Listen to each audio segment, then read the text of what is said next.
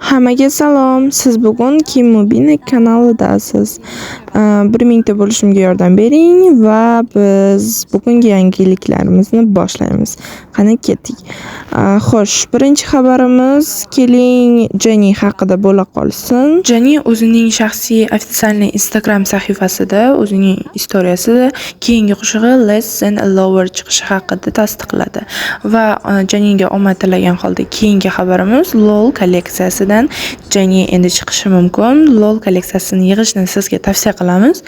Jenny chiqib qolsa ajab emas. Keyingi xabarimiz bu Roza haqida. Roza o'z Instagram sahifasini postida mana shunday studiyada ishlayotgan rasm qoldirgan va bu spoiler bo'lishi mumkin. Yangi qo'shiq chiqishi haqida hozircha nima haqida va nimaga bog'liq bu aniq emas, lekin omad tilaymiz Rozaga. Keyingi xabarimiz bu Liza haqida. Liza haqida ochig'i biroz kulgili xabar bor. U Tailand va Koreya matchida ishtirok etdi va u yerda ochig'i bilmayman qanaqa vaziyat bo'ldi.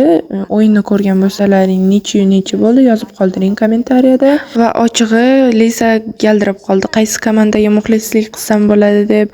Bunaqa vaziyat ozgina kulgili va xavotirli, chunki bir tomonda sizning davlatingiz, bir tomonda esa siz chiqqan davlat deylik. Nima bo'lganda ham Lizaga omad tilab, biz keyingi xabarga o'tamiz. Bu Jisoo haqida. Jisoo Station Asian Star Korea Popularity Awards Koreya dasturida nomzod bo'lib qoldi. Unga ovoz berishingizni so'rar edim va qo'llab-quvvatlaymiz va eng so'nggi yangiliklarimizdan biri bu Blackpink haqida. Blackpink Spotify'da 60 million nechadir qanaqa bo'lishini bilmayman, uzr, chunki matematikada nolman.